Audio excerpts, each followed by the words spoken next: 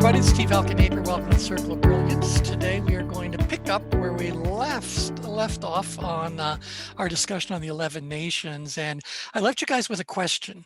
And that question was, well, it's great that we kind of understand a little bit about the cultural leanings and traditions and beliefs and practices and all that sort of stuff that people brought over with them when they came to this country and started to stake out whatever their little territories are within the country, et cetera. But at a certain point in time, all of these that began on the East Coast, because they all began on the East Coast with one rare exception, they started to migrate to the West. And last time we talked about how the land rush kind of encouraged that to happen, and people were looking for more space, more freedom, more whatever. So I'm very curious to know, from a tension management perspective, what was compelling people to leave this East Coast kind of entry point and start to move to the West? Now, Kathy is our resident anthropologist. So Kathy, you want to kind of throw anything in to get the dialogue going? Oh, well, when I look at from a standpoint of tension management, when we had a short discussion about this a few times ago, I think that, well, we know that people are pressed to move or pressed to make change when they're either under stress or power stress. Mm-hmm. And once they're in power, they're in a position to make choices and move from there.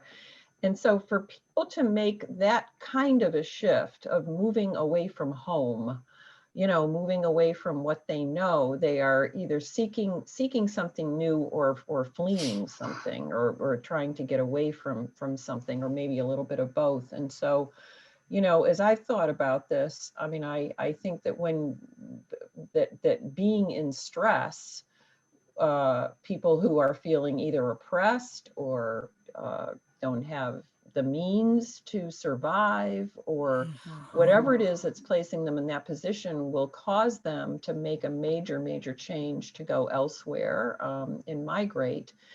And so those kinds of situations, stress would create that. Power stress would create the seeking of opportunity beyond what someone might already have.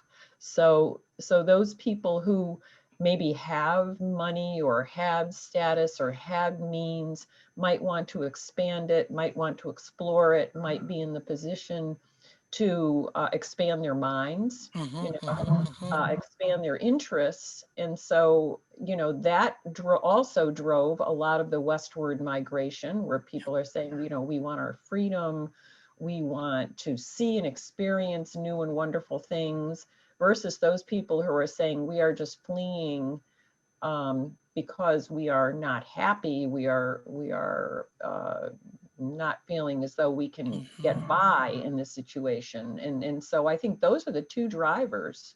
Yeah. Well, in fact, let me. Can't imagine any other reason to. Well, let's take a look at a change grid real quick, and we can kind of confirm exactly what Kathy has just said there. So the idea is that if you were in power apathy or apathy, would you bother picking up and moving? Now, you guys feel free to go ahead and answer. At least half of you are unmuted right now. So what do you think? Do people in power apathy and apathy want to? No. So they don't have enough tension. They don't find their current situation troublesome enough. Now, mind you, they might get dragged along with somebody who had higher level of tension. But nevertheless, if you were in power apathy or apathy, you are very likely to have stayed put. Even if you're in power, the southern part of power particularly, you may still go like, hey, I got plenty of things working for me here. This is a logical place for me to stay. I don't see any real benefit in going. To Kathy's point about power stress is interested in seeking opportunity, striking while the iron is hot. Remember, power stress, I know I need to do something. I know exactly what I'm going to do, and I'm going to do it now. These are people who are seizing control of a situation. And certainly the people who are up in stress are trying to get away from something. And so we are either moving away something that threatens us up in stress, or we are moving toward some sort of opportunity that we think things represent to us. In power, we may have decided to head west, but it would have been not because we're trying to escape and not because we're trying to whatever, but because we thought it made sense for us to do that. And I would suggest to you guys that stress and power stress led the exodus, and power came along behind. So from a tension management perspective, would you guys agree with that general statement there? Lots of you have unmuted, so feel free to chime in. Absolutely. Yeah. Now, particularly for Dragon's benefit, he's our ChangeWorks professional from the Netherlands. I want you to understand how long this journey is. So right now, if we started in New York City and we wanted to just drive over here to the middle of the country, there are plenty of roads that are virtually straight shots to get us there. But you are looking at not less than 2 days worth of driving. Would you guys agree with that? 2 solid days of driving to get there. You wouldn't try doing that in one No. fell. No, No. absolutely. You'd stop. Now, back in the day, they were in horse-drawn carriages. I don't even think there were stagecoach routes that went that far west yet. These are people who are trailblazers, literally trailblazers. And so they traveled by wagon one way or another. And I would imagine that this trip we're looking at that would take us 2 days today, we're probably more like, well, I guys want to guess, a couple of weeks to a month? Oh, at least. Yeah. Plus, Yeah, you would, 2 depending on months. where you started from, you had to cross over a mountain range. Then you had to cross over a very powerful river, the Mississippi River. And then you were in the whole, what you would guess, northern Illinois, and I guess that's Iowa. A whole lot of nothing as far as the eye can see. Back in then, I mean, there wasn't any real development there or not. So you had to be determined and sturdy to have made that trip that far. Yep. Yeah. And Dragon, just so you know, if we got in the car today and wanted to drive from the northernmost point of Maine, probably our furthest western point is somewhere along here on the California coastline, not counting Alaska. I think you're looking at a solid 5 days of driving, and I mean driving all day. To get there. That's not a trip for the timid. Anyone who's doing that to go through the national parks and all that is probably doing it in a number of weeks to really get over there and enjoy that trip. So these are huge distances that people are trying to travel.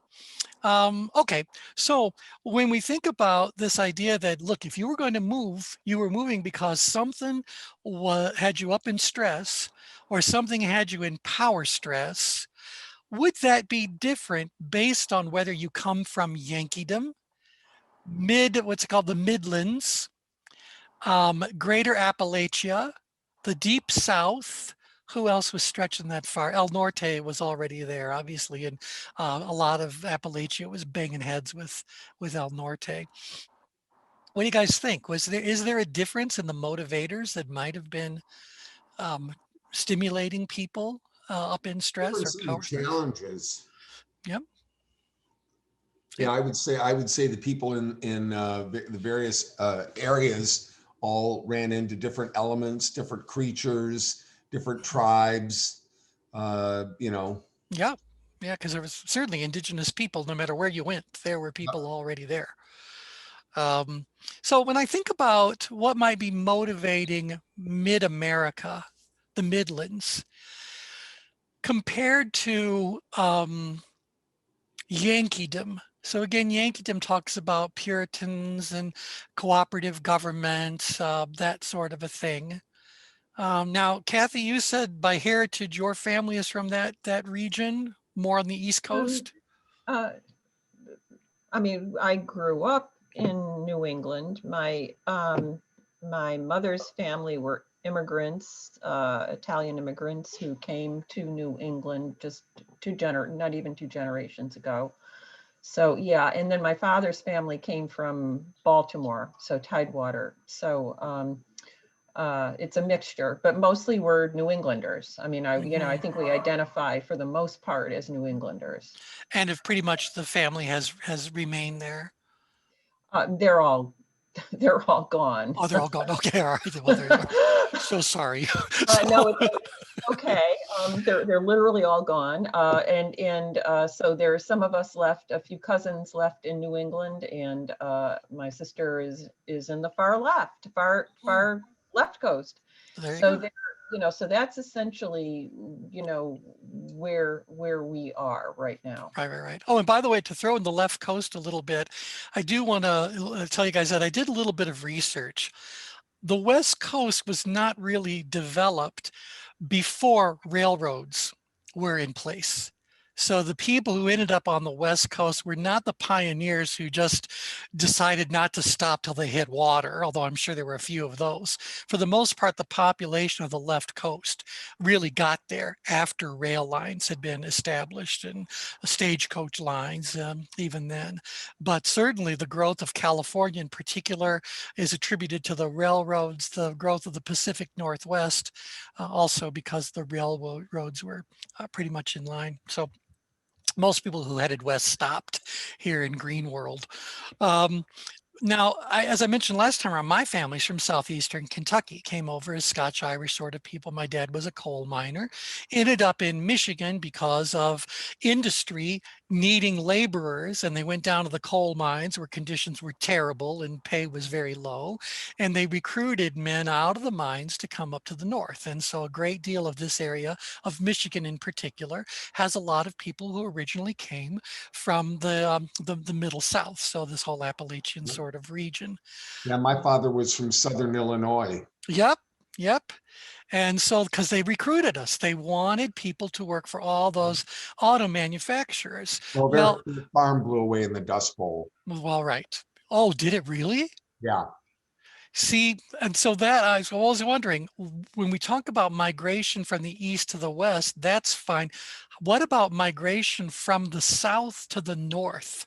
And a lot of that had to do with the environmental conditions that happen in this particular area of the country. It is referred to as a bit of the dust belt, the dust bowl, and crops can be wiped out for multiple years, consecutive years, because of dry conditions or whatever. In fact, even now in Arizona, here we are. Yes, we're in the middle of the Mojave Desert. No human has any reason to actually be living here. It wasn't built for us, but they're thinking for the first time in the history of Arizona, because of drought conditions, we may very well be put on water restrictions this coming summer. So the river and the reservoir that feed this particular area are suffering because of the drought. We don't get a lot of rain to begin with, but we have received less than 25% of the rain than we should have received in the past year. So so stuff changes. That's my whole point. Mother Nature's got her own plan.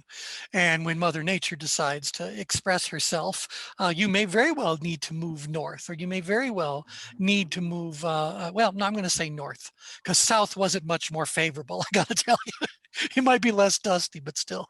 Now, what about those two, if I may ask, about the people who move for like those, I used to see them on the cowboy movies a lot, like for oil or the gold rush. Yep, well, that's what is that a myth or is that real? Oh no, that's very, very real. So a lot of people okay. moved. Why is that grabbing that?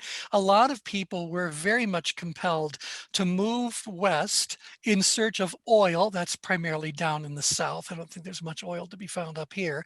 Oil, gold, other precious minerals are certainly all in abundance in this particular area of the continent. And gold in particular was found in California and points north all the way up to Alaska.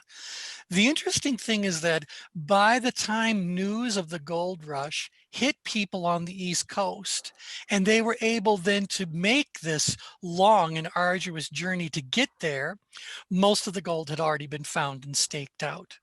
And so one of the things that you learn, if you ever decide to go on an Alaskan cruise, well, one of the stops is going to be in a town, well, there's Ketchikan and Juneau and Skagway, and these are all very interesting little ports of call. Well, one of them if you pay attention to the national park kind of guy who's telling the story, he tells you, look, all the gold was gone long before these herds of people arrived. So the people who really made money in the gold rush were not the people that found the gold, but the people who supplied those people who wanted to go searching for gold.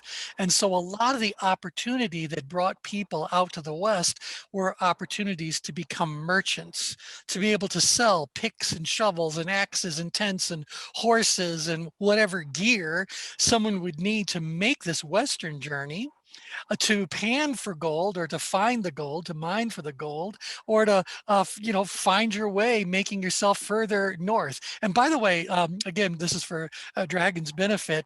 Dragon, the distance from the East Coast to, say, LA is actually within a handful of miles as the distance between LA and Anchorage, Alaska. So Anchorage, Alaska, so up there, and that's probably the most populated, well, it is the most populated part of Alaska. That was just as long of a trip as the people who tried to just go across the US. So you're looking at people who had been planning a trip and making this trip literally for months in order to get over there. And by then they made their money. The money for gold had already been claimed. The land along the way had already been claimed and staked.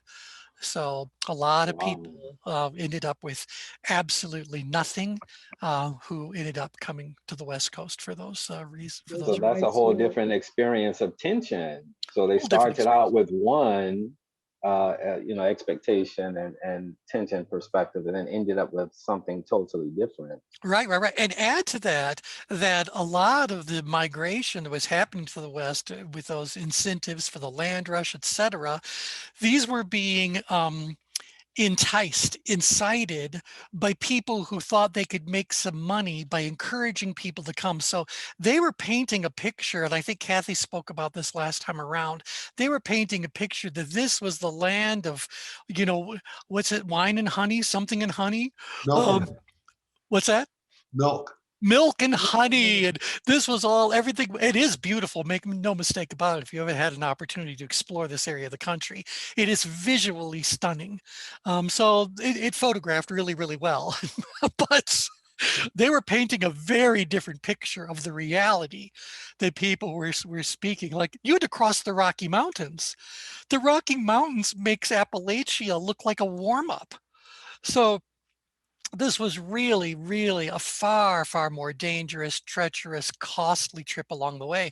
So a lot of people gave up along the way and simply plopped down in whatever little town they could find along whatever the route happens to have been. So very few people actually made it all the way to the West Coast. And even those who did not find what they were actually looking for.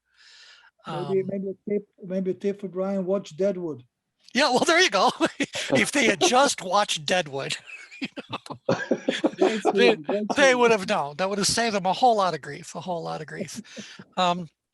Yeah, so, and think about this. Railroads were now coming through. The railroads were owned by people who were over here in Yankeedom and perhaps New Netherlands for some of it.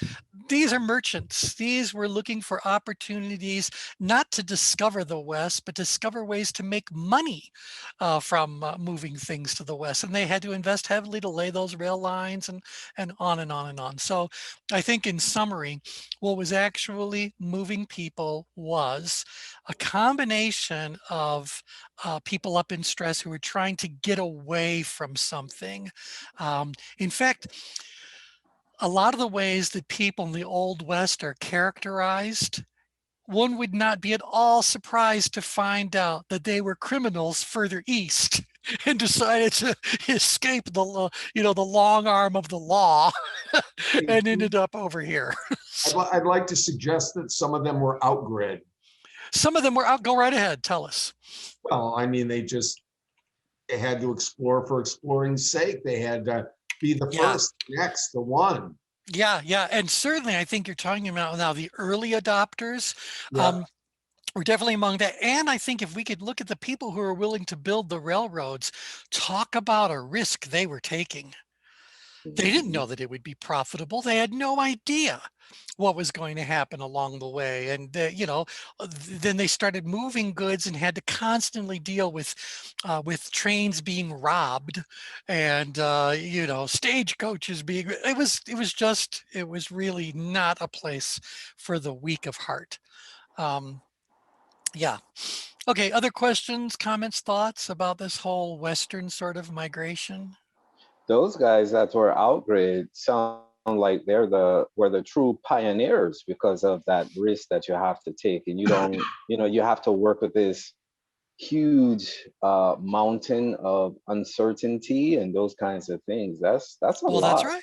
I mean, we have to kind of, just pause for a moment. We did this when we went to the Grand Canyon, and I'm sure you have the same experience when you go to many, particularly the national parks, where you just kind of stand there and you go like, oh my gosh, this looks the way it looked for, hundreds upon hundreds of years. Can you imagine being that guy from the East Coast who decided to be the explorer and start heading west and suddenly came across the Grand Canyon? It's like, Mm. oh my gosh. And then after being astounded by what they were visually seeing, what did their head have to move to next? How do I get across it? How do I get across this thing? It's over a mile deep. Yeah, and the environment changes greatly. I imagine most of you guys have visited the Grand Canyon. Yeah. I have not. Oh, you've not? Okay, well, it is a giant hole in No. the ground, but it is a gigantic and beautiful hole in the ground. It's a And geologic marvel. geologic marvel. The thought that it was all carved by the movement of water.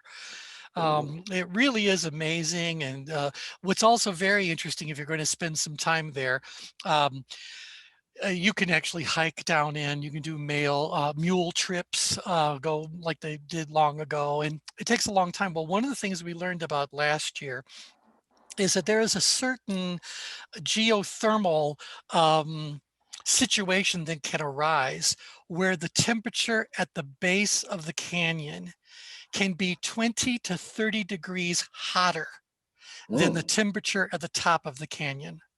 And if it's already 90 or 100 at the top of the canyon, which is pretty normal during the summer months, you're looking at 120 to 130 degrees Fahrenheit at the bottom of the camp. Deadly conditions for someone to be in. And it only lasts for a couple of days. And then there's some air movement to help do that. But I kind of went like I needed another reason not to take a trip to the bottom of the Grand Canyon. Well, there you go. Wow. Question, please. Yes. That's what a telescope's for. Yeah, there you go. Yeah. Go ahead. Question, please. I'm trying to follow all the migrations. I was just wondering, are all the migrations more or less a one-way thing, or did people also from the east go to the west, from the west to the east, from the south to the north, from north to the south? Well, I will tell you that a lot of the general movement was certainly to the west, because the north and the south were, I mean, they were not developed at the same time, but they were all developed early on in the history. Movement tends for everyone to be towards the west. Now, that being said, now that we can all travel anywhere, and movement also might have been to the north because, as David pointed out, there were lots of weather conditions that were making it almost impossible. Like Dragon, we can tell you that there's a lot of agriculture. There's a lot of what do you call when you're raising cattle? A lot of that livestock, thank you, kind of industries, but you got to feed that livestock. And if you can't grow the crops, you can't feed the livestock. And so when the weather decides to get nasty here, it can wipe you out. And there's no promise that it's going to be any different next year or the year after that. No one knows. And so I can imagine a lot of people suffered greatly and decided to go back home, or decided to move north where it's a bit more temperate and that sort of a thing. Now, Edie, I want you to unmute in just a second because I want you to throw in a little bit of insight about Wisconsin and Minnesota, and that I don't really know that a lot of people migrated south. Do you guys know, Kathy? Do you know? Was there a lot of? Well, it depends. It all depends on when, how, and where. I mean, people, Yeah. if you think about the change grid, people move to where there's opportunity. They move away from difficult situations. And while there was I mean, just take the former slave population, they moved north in the 1800s, late 1800s, early 1900s. But then there was a southern, back to home movement, they called it, from Detroit, from the major, industrial areas, when those dried up or did not fulfill the promise of opportunity because of racism and other reasons, and just a need. It was like a call to home, to be back with family roots where things might have shifted, and be back to family history. So there was a migration back of at least that population back to the South over the last 20, 30 years. Certainly. So, And I think that one of the other big reasons why people move from the north to the south, and again, Dragon, this is for your kind of understanding the geography here, is that anything you see, if you draw a line halfway through the US, anything north of that is going to get a full-blown winter.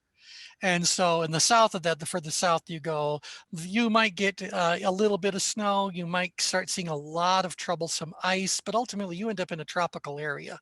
And so a lot of people will retire to the south because they're looking for better weather. They might even be snowbirds. So when it starts getting snowy up here, they'll travel to points south or points west. But then when the weather gets nice in the springtime and summer, they'll go back to wherever their family is and enjoy how beautiful this area of the country is when it's nice. Another thing that I want to throw out as we do this is that right along these are the Great Lakes. And so this right here, this is Lake Erie. And right along Lake Erie, you're going to find parts of Ohio, a little bit of Pennsylvania, quite a bit of New York and all that. Well, this is where steel industry kind of, I guess, I don't know if it started there, but it was very big steel and glass manufacturing. Detroit is all about auto. It's called the Motor City for a reason. So it was all about automation. If we move further over, now we get into Chicago, and there was a great deal of industry all along Chicago as well. And then you get up into breweries and things like that. So lots and lots and lots of industry all along this area, because they needed the Great Lakes to be able to get to the St. Lawrence Seaway, to be able to get to the ocean. So that they can do that. You can actually take a cruise. I would call it a river cruise, but it's a big river. But nevertheless, it's a river and going through the Great Lakes and I would just comment here, just 1 minute, Edie, just comment here very briefly that most industry in the Northeast was heavily industrial. Most industry was powered by water. Yes. And so areas where there are large bodies of water, mills. I mean, New England is known for mills, That's right. and I grew up in a mill town where the river propelled the industry well into the mid 1900s. So, whereas, and so along the Mississippi, there's industry, and up in the Great Lakes. So I just wanted to make that comment. I didn't. Absolutely. You had to be near water. Now, I wanted Edie to speak, because Edie, tell me how long your family was in Wisconsin, or started off in Wisconsin, how long ago? And that's a very good question. I never really thought that much about it, but my grandmother came over from near Prague, Pilsen, in the what is now the Czech Republic. But as I think back, all of Wisconsin, Minnesota, the whole Midwest, and maybe the most Wisconsin, it was the familiar. It was the same temperature as Germany and Czech and Poland. It was the same music. I remember my parents dancing probably 3 times a week. Every time they were done threshing, they had the accordions out. I just remember so much. I mean, every night we had to dance to polkas every night after dinner. So much of it was really rooted in what they were familiar with. And this is something else that just came to mind. And I did grow up on Lake Michigan, but also on the Anape River. And I've often wondered why the city I grew up in was more creative and progressive than one down the road. or some of the nearby ones. And I really believe that the people who came to my town were more creative and innovative, looking for water and so forth. And to this day, they have done more. So I think it's almost like hiring the right people, that the right people were attracted to certain regions because they were smarter. But here's another thing. You know, I grew up, I'm German too, but the pride is with Czech because that's what my dad instilled in us. And one of the things is that the Czechs always bought farmland, and so it was farming. But the Czechs bought hilly farmland, and guess why? I find this interesting. Wine? Why do you think they would always look for the farms that had rolling hills? It was because you got more land to plant in per acre. And so I just was, I just grew up with the different thinking of the different nationalities and who was the smartest, who was the most practical. So there was just a lot of things like that decisions were based on. Yep. It's really interesting too. Dragon, I'll give you another little insight here. So we talked about New Netherlands came, and the Dutch originally came to the U.S. because they were, the world's authorities on trade. And so they wanted to establish trading relations and establish those routes and all that good sort of stuff. Well, if you follow this little growth of Yankeedom to the west, you're going to see several other Dutch populations occur. So there's a Dutch population in Western New York. It's very strong. But I went to college on the western coastline of Michigan. I went to college in Holland, Michigan, home of the fifth largest festival in the United States, which is the Tulip Festival.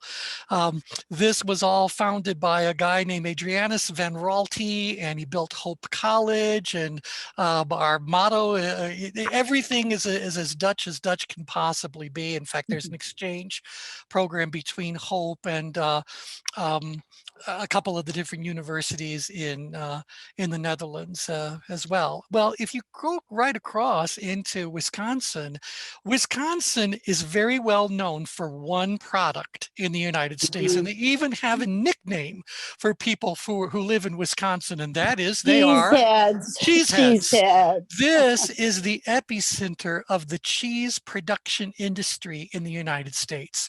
So yeah, it gives itself very nicely over to cattle farming, but specifically dairy farming. Michigan also has a lot of dairy. Northern New York, you see a lot of dairy all across this particular area, and cheese production as well.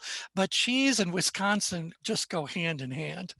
And the other thing I'll point out is that when other Scandinavian countries came to the US, they also came to the northern parts of the Dakotas, Minnesota, northern Michigan. We even have Suomi College in that. Suomi is the Finnish word for Finland.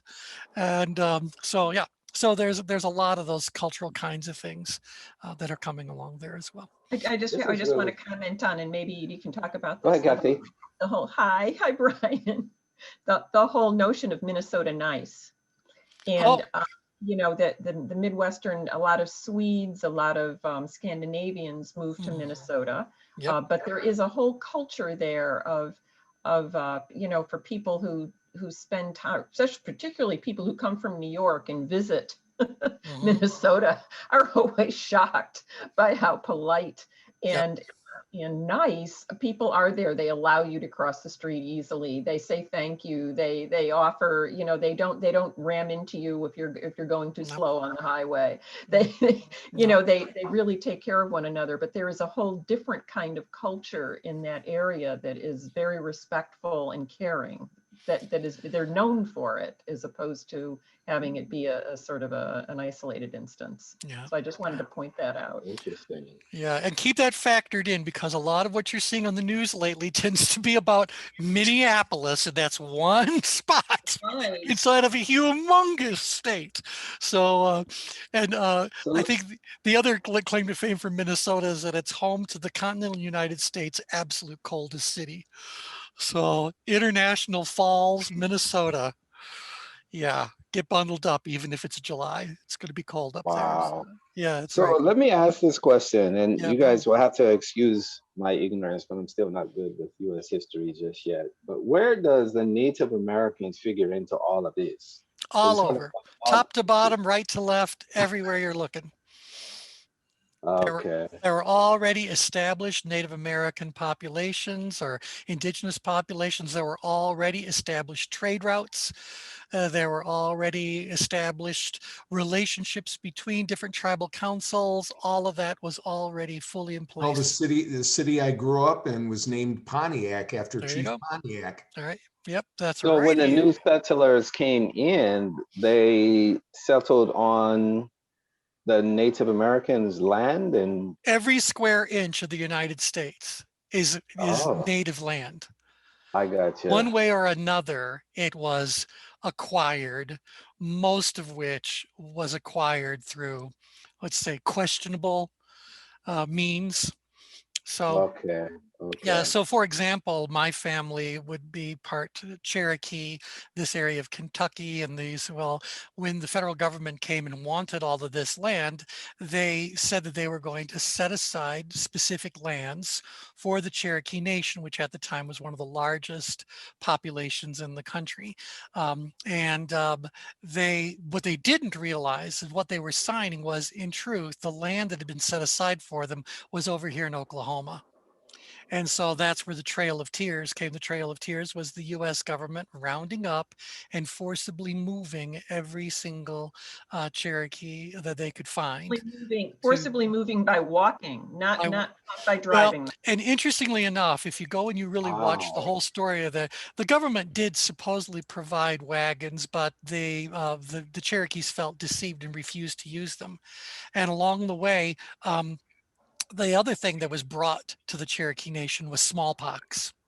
So along the Mm. way, many people died. And the reason why it's called the Trail of Tears is not because the Cherokees were crying, but because news had gotten out that all of these Cherokees had been, who had been dying from smallpox along the way, um, were not allowed to observe Cherokee burial rituals.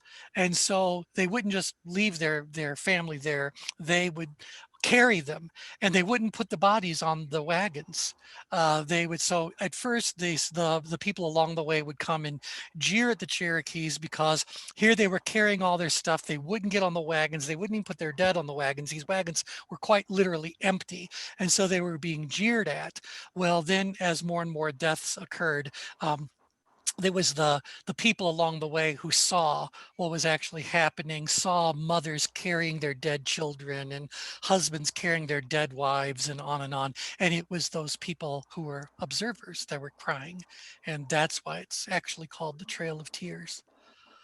So Wow. This is yeah. fascinating. Yeah, and a great percentage of the population, I think less than half of the people who started the trip to Oklahoma made it all the way to Oklahoma.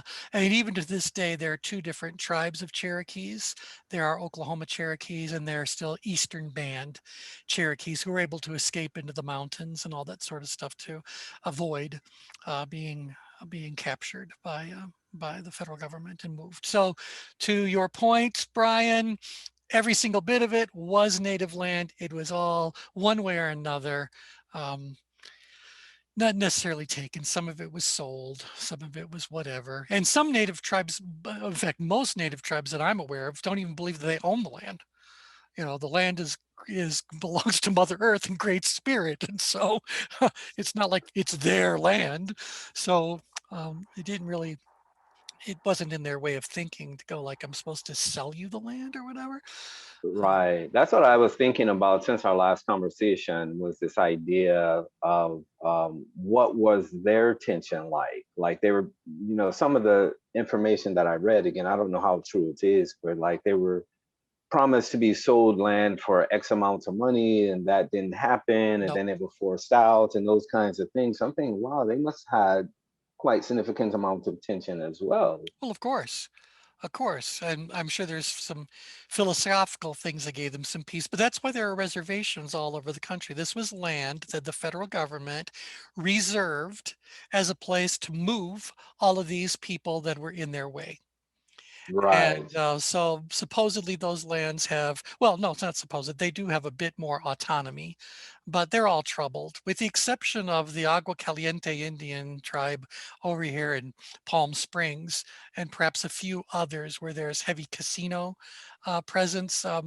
There's Live a in there's a Michigan. lot of poverty. There's a lot. Yeah, yeah, yeah. In fact, where's the biggest reservation in I think it's Michigan? in the Sioux. I think it's in the Sioux area, right? So Mhm. Chippewa, Sioux, Algonquin, those are some of the Lakota, tribes. Lakota Sioux. Lakota Sioux, right? That's all this particular Yeah. area. So yeah, Wow. yeah. So yeah, certainly their tension was very different, because imagine if you are an indigenous person and go way back to the very beginning, suddenly someone arrives who does not look like you, isn't dressed like you, doesn't speak your language. I mean, how would you immediately feel? I would feel Mhm. upgrid, because I don't know Yeah. if this is a threat to me yet. And once I might have figured out, because again, it was the French who came at first, maybe they, at least initially, they didn't feel that threat. So maybe they became more curious about one another. And then I think the French fur traders understood that the indigenous population knew a lot more about the animals that were in this area, and their the best places to hunt for them, and how to keep the population strong, and all that. There is something in Native American teachings that's in English referred to as the way. The way says that if you're going to kill an animal, you never kill a strong animal. You only kill the injured, the weak, the ill. Because if you kill the strongest animals, what happens to the entire population?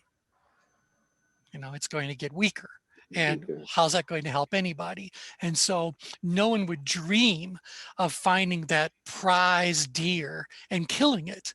Well, then you came along with European hunters and all that, who didn't understand the way. And they wanted to kill the biggest animals, the strongest animals.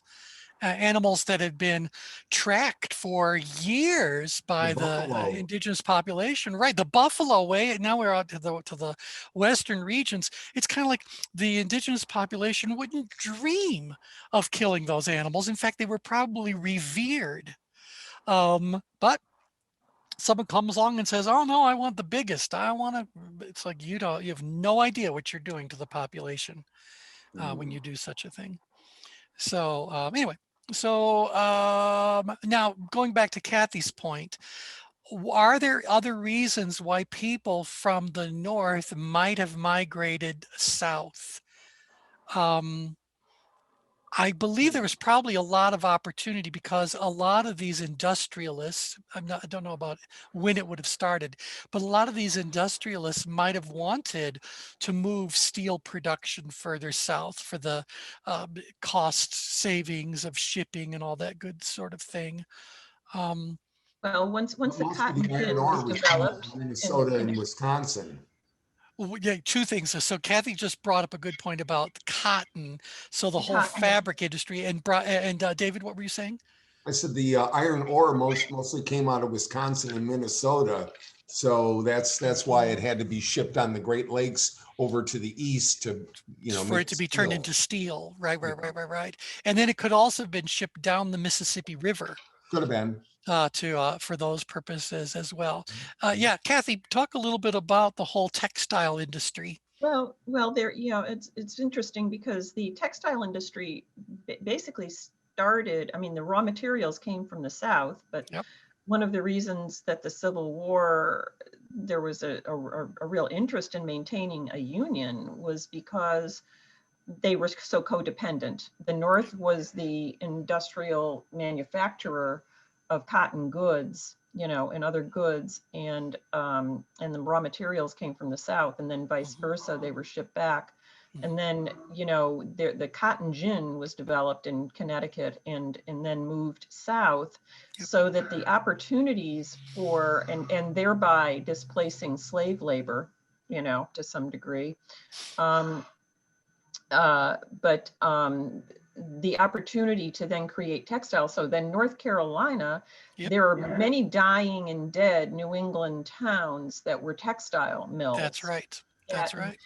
Became North Carolina then became the southern hub of upholstery, furniture That's manufacturing right. All over. style industries. And so there was, depending on the means of production, to use that sort of Marxian term, the means of production, there were just lots of shifts as those means became more mechanized and highly technological, so that the move from the north, also from a technology standpoint, the South has now become the hub of highly technological kinds of industries and other opportunities that have moved many people out of the North and northern areas to move toward more service, high tech, and other kinds of industries that have moved south. So That's to me, right. it's following the economy, it's following the means of production, Well, following, it's interesting that you bring that up too, because not only does it explain how the economy all works, but it also, in a way, illustrates how the goods that were produced end up being utilized in the general area. Like, so for example, down here in the deep South is where cotton is grown, and cotton is prepared not as a fabric, but as a raw material. Then when it came up a little bit further north, now you find all of the looms, all the little towns who could actually create bolts of fabric. And then that fabric would have been shipped even further north, where clothing might have been made. Now, Kathy pointed out that North Carolina is also furniture production. And if you look at some of the most famous names in American furniture production that exist today, it's going to be in this particular area of the country. In fact, a lot of people from all over the country will head to North Carolina's giant furniture mart purely to see all the different furniture coming from all these different towns were there. Well, furniture, upholstery, use that raw material. And so there are now, Lynn and I lived outside of Charlotte in a small town called Cornelius. Cornelius was a mill town. And the thing that everyone wanted to do, again, they're dragging this for your benefit, the Dutch yet again. If we go further west, you're going to find a town called Asheville. And in Asheville is the largest private home ever built in the United States. And it's called the Biltmore Estate, and it was built by the Vanderbilt family. And so, and at one point it was 108,000 acres of land. And so the people who started it, that particular part of the Vanderbilt family, kind of made up their own rules in a lot of ways. Like at that point in time, it would have been illegal to educate a Black person. Well, Cornelia Vanderbilt, Mrs. Vanderbilt, decided nonsense. So she created a school where it was supposedly about training people for domestic roles, so being maids and that sort of a thing. She taught everybody how to read. And so she was running a clandestine school system all around that. She's the one who started the mills, but these mills were interesting in that particular area because she went all the way back to Europe, to France and all that, and said, we want your patterns. We want all that because we're going to duplicate those patterns here. And so it's really just very interesting to just see how raw material becomes something that is a workable material, becomes something that becomes final product as you move kind of up. Like the automotive industry. Well, yep. So, yeah, all right. So again, now, if I think about, so people might have gone south because there was opportunity to create more economy. I don't know that a lot of people today who are out west move east. I think that this is still where a lot of movement is happening, because certainly the population of Arizona continues to go up. Peter, go right ahead. You don't need to. Yeah, you know what? The thought that I have is with the climate crisis and change. I'm wondering if this will spur a whole another kind of exodus of climate refugees to the East Coast and out of the Midland. Yeah, tell us more about that, because what do you think's happening as far as the environment? Well, you have the fires on the West Coast. You've got Yep. the floods in the Midwest, Mhm. and then of course you've got the rising sea levels. So now where are these people going to go? I'm still in North Carolina in Chapel Hill, and it's Yep. just amazing the building that's going on. and the influx of people year after year now. So I'm wondering if, part of these shifts are now being exacerbated by the climate instability. That's right. Well, and I read somewhere, this is years ago now, that just said that if there was or the next time there is a global environmental crisis, the most important resource for you to be close to is fresh water. And there is no greater storehouse of fresh water in the US and Canada than the Great Lakes region. It's 5% of the world's fresh water. 5% of the world's fresh water is right there. And because this is an area that is very prone to sometimes harsh winters, these bodies of water are continuously being replenished. Yeah. And the whole notion of climate change, I mean, if you read the studies, the North is getting warmer. Those, I mean, I lived in North Carolina for quite some time, Chapel Hill area. I love that area. Yeah. But, the North is getting warmer, and there is more access to water, in much of those ways. So you're seeing a slow migration back, even though there is a lot of immediate short-term migration south to get warmer in some ways. I think that's a very short-term response, because climate change is going to force more and more people north, out of Florida, out of the deep south, and it's going to happen pretty fast, I think, based on the rates of change, so that you're going to see more and more people moving up toward the Great Lakes, up into New England, up, into those areas as it gets warmer. Well, and Edie, you go ahead and share with everyone what you wrote over here, because she brings up something that is so vitally important to anyone who lives in the South or in the West. And I mean, obviously you're going to go like, well, up here too, but particularly the South and the West become uninhabitable if it wasn't for one thing. Go ahead, Edie.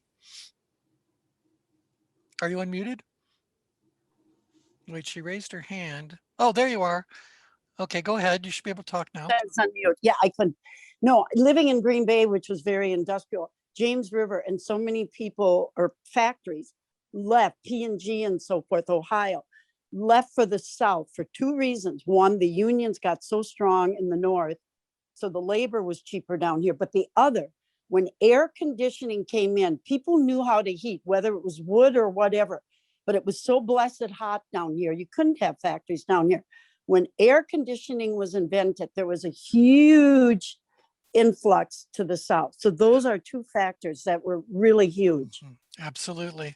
I promise you guys, I think Phoenix is the 5th or 6th largest city in the entire country. That would not be the case if it wasn't for air conditioning. Yeah. This place in the summer is absolutely oppressive.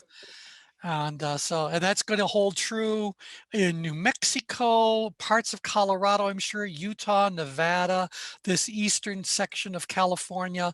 This is the Mojave and Sonoran Desert range. It was never intended for humans. So where are we going to go? Where are we going to go? Towards water or towards more temperate kind of conditions? Okay. Yeah, go ahead.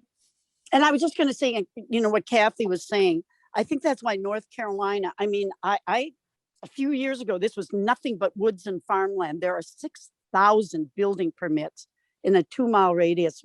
You wouldn't believe how much it's changed. But I think so many people in Florida, the halfbacks, they go there, it's too hot. And the Carolinas provide that nice balance where it isn't so extreme either way. Right. And so I think that's why this region is just a little bit overpopulated. Charlotte is great because you don't get a severe winter, and it do get hot and it is humid, but you don't have to shovel heat and humidity. So, but boy, we always said it as a joke. The rarest thing to find in Charlotte is a native Charlottean. Everybody moves there and pushes even those native population elsewhere. Okay, I was in Charleston one August, and from the time I left my hotel room to the rental car, I was drenched. Yep. It's part of living in that area of the country. It's just the way it is. just the way it is. So nice thing out here in Arizona is like we don't have to deal with the humidity, which means we don't have to deal with the bugs. But it is hot, make no mistake about it.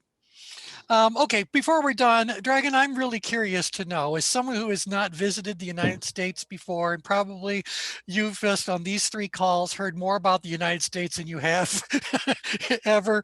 Was this interesting for you? I mean, you stayed on the call, so what's give us a little And I didn't fall asleep. No, it's really interesting. But obviously, I've read a lot of books. I watched a lot of films and series, docus, etc.